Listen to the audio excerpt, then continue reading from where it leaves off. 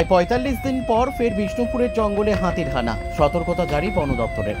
প্রায় ৪৫ দিন পর আবারও বিষ্ণুপুরের জঙ্গলে হাতির আগমন। রাতে মেদিনীপুরের জঙ্গল থেকে দুটি হাতি বিষ্ণুপুরের বাঁকাদহ এর জঙ্গলে প্রবেশ করল।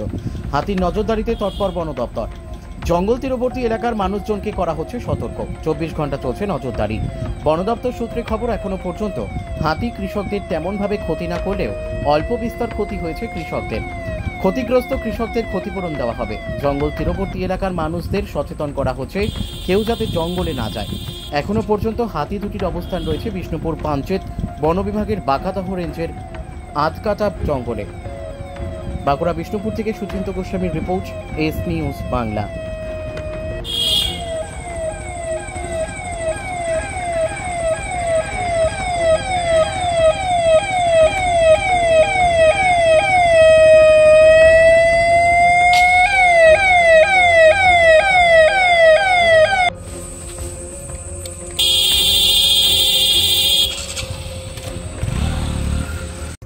এই আধুনিক যুগে মনের মতো অত্যাধুনিক বাইক কেনার দোকান খুঁজে পাচ্ছেন না?